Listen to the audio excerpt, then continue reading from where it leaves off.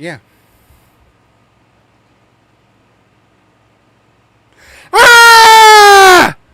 Yes! We finally have a God tier race in 2023!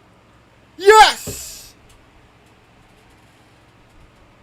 Oh, yes! I scared the cats. Sorry, boys, I didn't mean to scare you.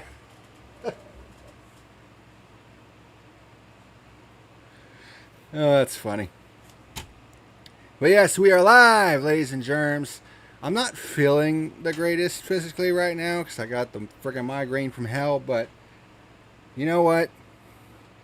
For a race like we saw today, I'm willing to power through it because we saw, in my opinion, an all-timer today. We really did. And we're going to be getting into all of that. But finally, in 2023, we got a God tier NASCAR race. About fucking time. Let's get into it. This is The Fuel. This video is sponsored by Dubby Jitterless Energy Blend. Click on the link in the description and use the code PackerMan to save 10% on any order.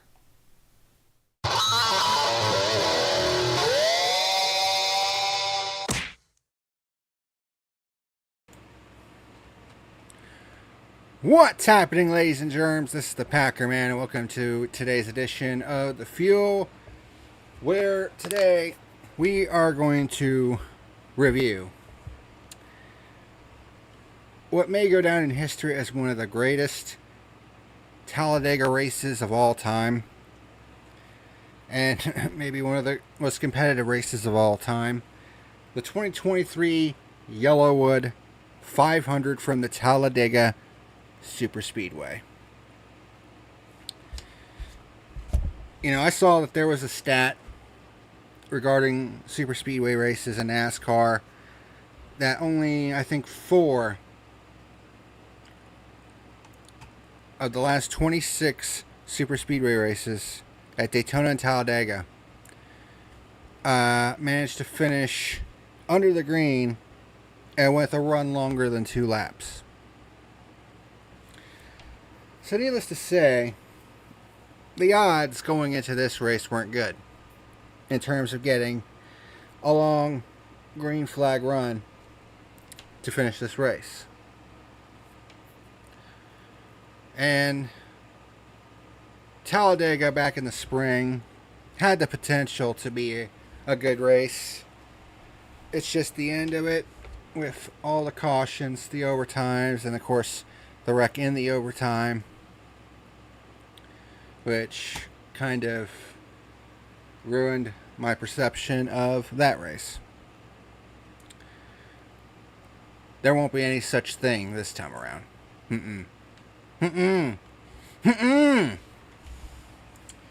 I'm going to let it be known right now. I have not awarded a 9 or a 10 for any NASCAR race so far in 2023. That ends today. Because what we saw today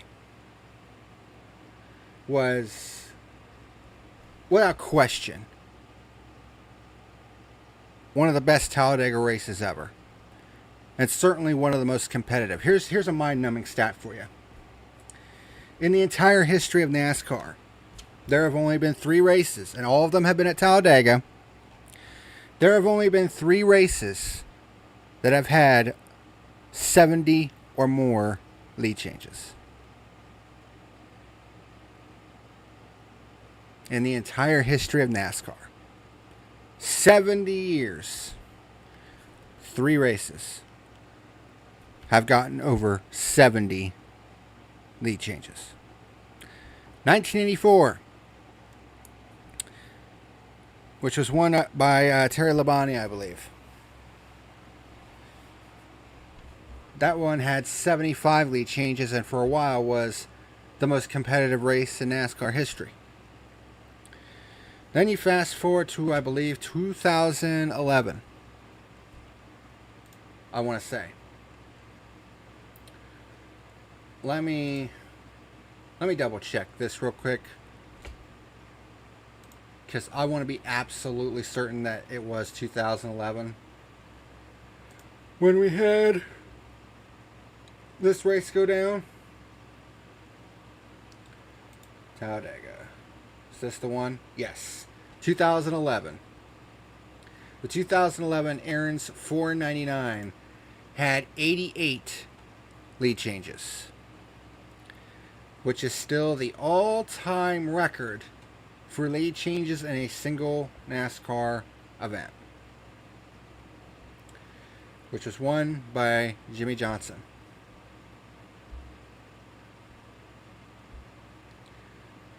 Here's the crazy thing, though. That race had 11,025 green flag passes, and there were 6 total caution flags. So that averaged out to 67.2 green flag passes per lap. It's pretty damn good, right? It's hella good.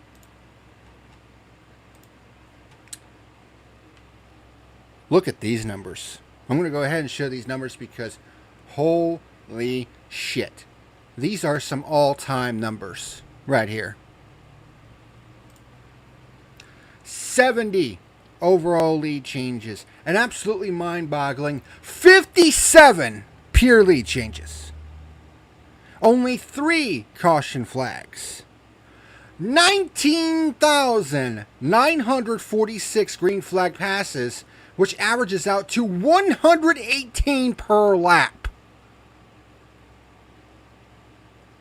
And the lap leader was Joey Logano, who led only 48 of the 188 laps. And there were 24 different leaders in this race. Like, holy shit. That is some all-time fucking numbers right there. But of course, it all would have been for nothing if the finish was flat as a fucking pancake. And I was watching with my parents, and my stepfather was like, okay, let's give our predictions when the big wreck is going to happen. My mother predicted 2 laps. My stepfather predicted 3 laps. I said last lap. Which did happen. But it happened right at the finish. When everybody's trying to go for the line, trying to get everything that they can get. Speaking of the finish, I don't know what it is about Ryan Blaney and photo finishes at Talladega, but his combined winning margin for his 3 wins at Talladega is 26 1,000ths of a second. Think about that for a second. His first win at Talladega was 7 1,000ths of a second. His second victory at Talladega was also 7 1,000ths of a second. And then his victory here today over Kevin Harvick, which there was some news that came out with Kevin Harvick. We'll get to that in a minute. His victory over Harvick was 12 1,000ths of a second.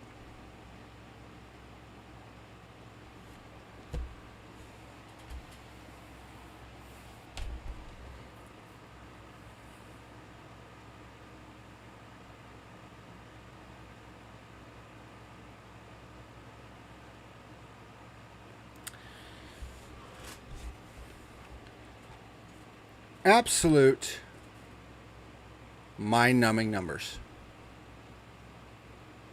Mind-numbing numbers. And without question, one of the most complete races I've ever watched at Talladega. Now, I've seen some shit races. I've seen some god tier races, but my God, this is the 3rd most competitive race in NASCAR history.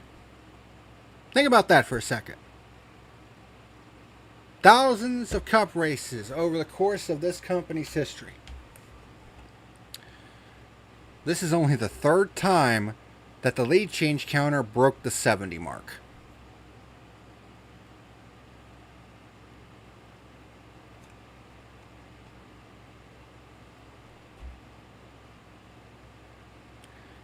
I mean, what else can be said at this point? I mean, just to break it down, the number of pure lead changes in each stage, and we didn't have any of the choo-choo train shit. You know how everybody kind of gets into the high line and it's just one single line? No! We didn't have any of that! I mean, there were cases where like 6 or 7 cars managed to get in a line and break away, but at least for a little bit. But then you would have a low line and then the very, very tippy top, and they would all come back together again. Like, it was insanity. We got 3 wide racing, some cases 4 wide, which in stage 3, oh my god. Chris Buescher got put in 4 wide, and I was like, oh my god. And I was like, holy shit. That was Boogeyman, what the fuck? I mean, if you're referring to my little banshee yell at the beginning, I mean, let me tell you something. From a quality standpoint, the Cup Series this year has been awful. I mean, I know some people try to say otherwise, but as OBS is freaking out on me a little bit here.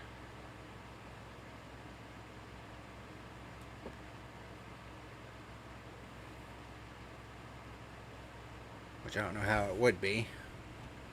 I don't have anything else running other than OBS.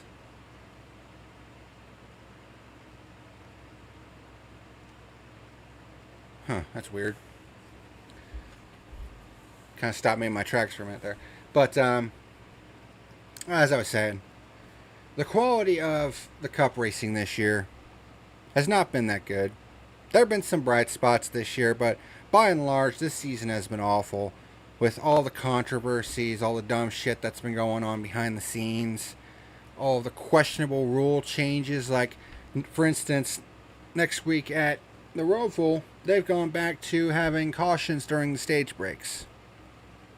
And their excuse was, well, we wanted all of the races in the playoffs to have the same rule set.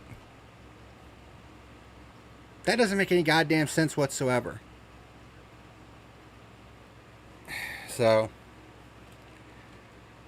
and that was just some of the dumb shit that's been going on in NASCAR this year. But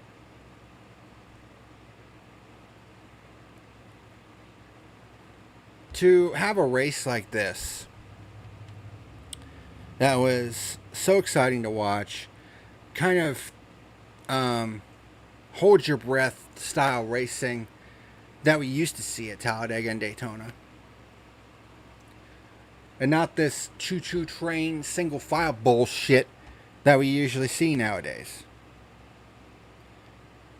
This was the style of Talladega that harkened back to those glory days, when the racing was exciting and the race was just on the edge, and you're on the edge of your seat for every lap.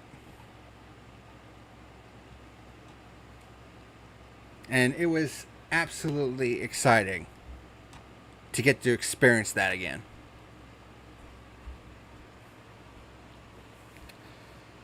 But getting back to what I was going to say, the number of pure lead changes in each of these stages is mind-numbing.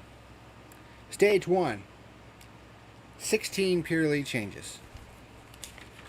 Then we get to Stage 2, and Stage 2 is just crazy. Stage 2 was crazy. Lead changes galore.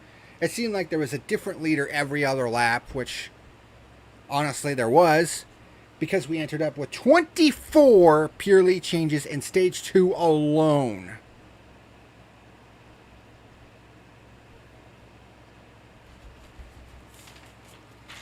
And even with a pair of caution flags in Stage 3, one of which was Brad Keselowski being a little too aggressive with his pushing and causing a wreck, which took out a couple of cars, and then the third and final caution was just for debris, which it was debris on the backstretch. We had 17 pure lead changes in Stage 3, bringing us to the total of 57. And like I said, there were all manners of different leaders in this race. 24 different leaders in this race. And the person who led the most laps, Joey Logano, led 48 laps, but I think ended up finishing 25th or something like that.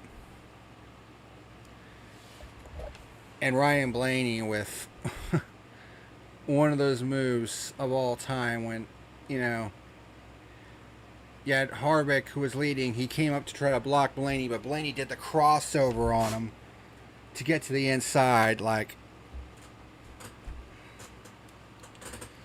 you know, and we've been down on Blaney because it definitely feels like he's not really been living up to the expectations that have been set of him. But he still hangs around, and this was his 9th career win. And he's now on to the round of 8. So, I mean,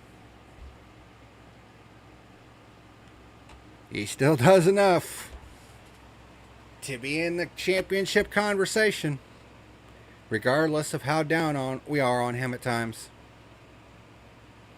And I don't know what else to say. But getting back to Harvick, coming back around to Harvick, who finished 2nd, he was actually disqualified in post-race inspection because his windshield fasteners, I guess, were not tight enough. Which, I don't know how that gives you an aerodynamic advantage. Like, I'm confused on that one. Like, I don't know. I mean, it's honestly a good thing that Kevin Harvick didn't beat Ryan Blaney at Talladega, because it's like, can you imagine winning a race in your final season for it to be taken away anyway? Like, holy shit. Yeah, windshield fasteners not secure. Blaney's car is good in tech and is the winner. NASCAR is taking 4 engines to the dyno, which is Byron's, Hamlin's, Haley's, and Priest's. Okay.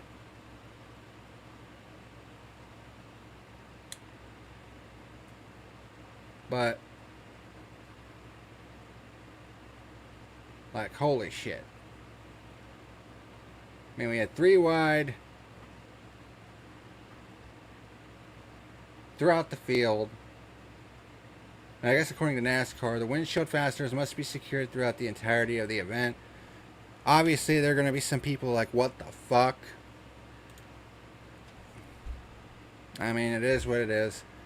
We actually haven't had a disqualification in a NASCAR race since Pocono of last year when Hamlin and Kyle Busch got DQ'd for the mysterious tape on the grill, or whatever the hell it was that was covering the grill. But, I mean, what else is there to say? What else is there to say about this race other than, if you're a fan of Talladega racing, I would suggest watching this race again. I mean, it has everything. It has everything you could possibly ask for. Oh, and fucking fuel can caught on fire in the middle of the race. That came off of Ty Gibbs's car. He took one of the fuel cans with him, and it actually sparked and caught a flame and fell in the middle of the pit road. So, I mean, if that's any indicator that this race was fire, I don't know what else is. But, yeah, it's like the episode says, God tier, finally. Finally. After an entire season of just hits, some hits, and a lot of misses, we finally have a God tier NASCAR Cup Series race. Do you believe in miracles? So, my final rating for the 2023 YellaWood 500 at Talladega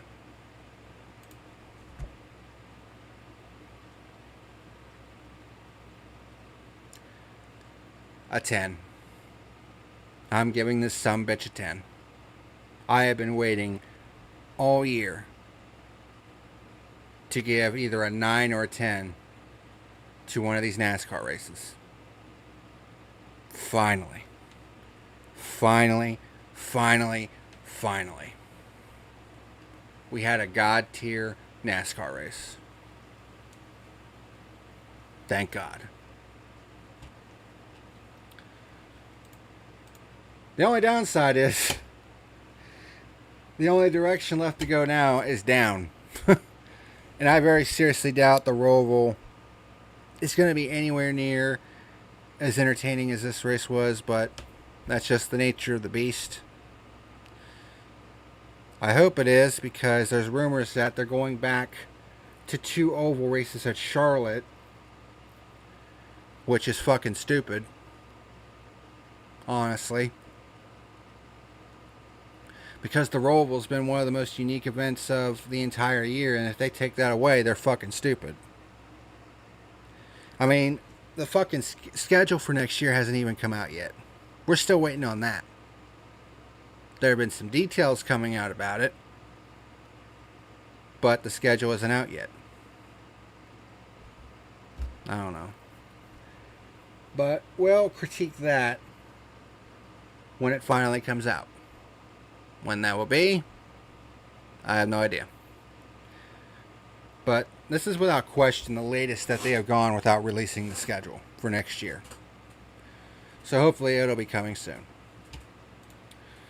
But anyways, that's going to do it for this edition of The Fuel. Finally got a good God tier race in 2023. Didn't think it would actually happen, but we finally got it. See what happens next week. Hopefully we'll get another good one, but we'll have to wait and see. Well, thank you very much for watching this edition of The Fuel. And until next time, this is the PackerMan, finally a positive one, signing out. See you later.